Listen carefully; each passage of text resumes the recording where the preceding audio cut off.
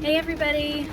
So it's another Saturday night and another week in quarantine, and so we are doing another date night in the truck. Oh, here we are. Thank you. So this week we wanted to talk about something that our family has dealt with over the years and something that we worked out with the kids a few years ago.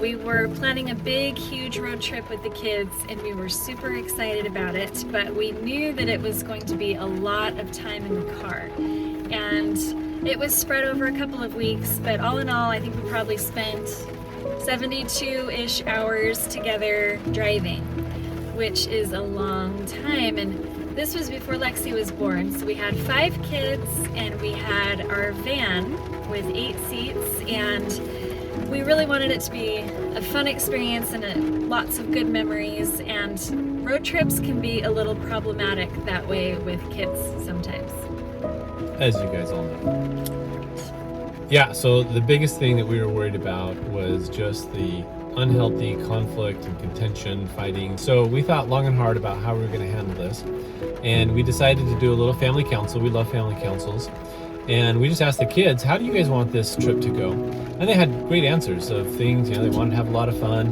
but very quickly came out, we don't want to have a bunch of fighting and contention. And we're like, okay, how are we going to do that? And one of the things that came out of that was really interesting is we came up with really 2 main reasons why there's fighting in our house. And I'm sure this is very similar to many of your houses. One is somebody's being selfish, and 2, somebody's making something small into something big. And so we started talking about examples of, we're like, hey, does that fit? Are those always the 2 reasons? Is because somebody's selfish or making something small into something big? And as we started thinking about every example of where we had fighting in our family, yeah, that was kind of it. It could be that you wanted this seat, you wanted the best seat in the van. Well, that's kind of being selfish. Somebody has to have the best and somebody has to have the worst. Or somebody got another French fries than you did. Well, that's kind of taking something small and making it into something big, and sometimes these reactions are like they're, life-threatening. Something is happening to you and you're gonna die if you don't get that extra French fry. So we get all those crazy examples like that.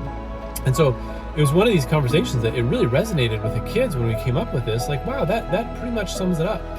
And so it helped so much on the trip, because when we're out there and suddenly there'd be some fighting and we'd say, okay, is somebody being selfish or making something small into something big? And then, oh yeah, I'm making something small into something big, and yeah, I am being pretty selfish.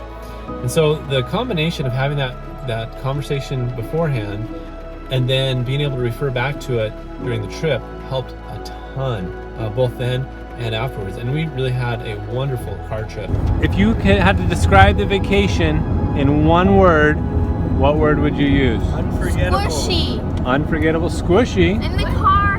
Oh, because we had a lot of love time in the car. With Brandon. Unforgettable. How was the car traveling? Tell us about that. Squishy. That was squishy. Better than we usually have. There was a lot less contention Yeah. than expected. A lot less contention. We actually got along really well. That went great. This has been really helpful because even now we use this framework to help the kids understand why conflict is happening in our home. And it's just nice to be able to recognize it, to name it. Anyway, it really has helped with us both on that trip, subsequent road trips we've had, and even just for every day. So we hope it helps for you guys too.